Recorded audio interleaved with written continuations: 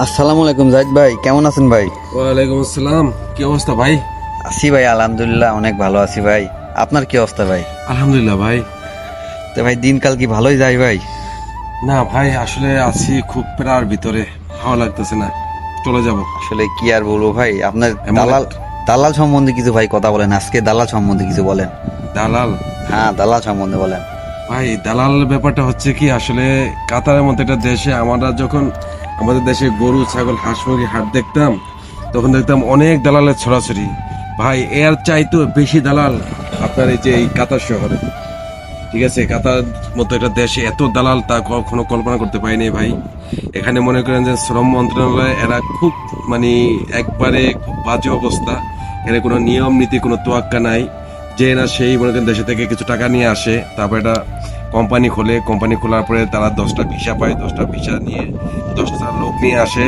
ওই 10টা লোক নিয়ে এসে তাদের আকামা তো ঠিক মতো দেয়ই না, এরপর এদের কোনো খোঁজখবর রাখে না। কি যে একটা বাজে একটা অবস্থা ভাই, কি যে একটা বাজে সিচুয়েশন। আসলে যে যখন একটা সমস্যা পড়ে তখন সে বোঝে যে আসলে সমস্যাটা কি জিনিস। অনেকে দেখছি যে মানে আকামার জন্য কত দিন ধরে ঘুরে, টাকা দেয় কিন্তু আকামা করে দেয় না। সেম টু সেম একবারে সৌদি আরবের এরকম কাহিনী শুনছিলাম যে মোদিরা টাকা নেয় কিন্তু আকামা করে দেয় না। কাতার ঠিক তার চাইতে বেশি অবস্থা। এখানে আইন শৃঙ্খলার অবনতি খুবই খারাপ। এখানে যা আইন শৃঙ্খলা যা আছে এগুলো সব আমার মনে হয় যে কাতারিদের জন্য, বাইরের মানুষের জন্য কিছুই না। বাইরের মানুষ শুধু এখানে ঘোড়ার ঘাস কাটবে আর এই ছাগল টাগল ভেড়া টেড়া রাখবে। ভেড়া লালন পালন করবে, মানে এই ওদের কাজ।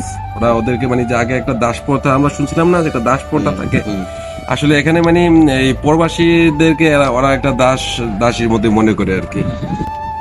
হ্যাঁ ভাই, দালালের খপ্পরে ভাই কেউ বিদেশ আসবে না ভাই, দালালের খপ্পরে না খুব না ভাই, সাবধান এটা ভাই। অবশ্যই মাথায় রাখবেন যে কোনো ভাবে দালালের মারফতে আসবেন না। হয়তোবা আপনাদেরকে অনেক লোক দেখাবে, আপনি না আসলে বুঝবেন না আসলে মানে এই দেশের বর্তমান পরিস্থিতি যে কতটা খারাপ।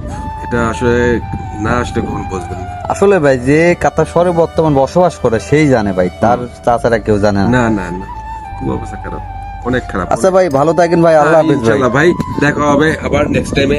সি ইউ ভাই।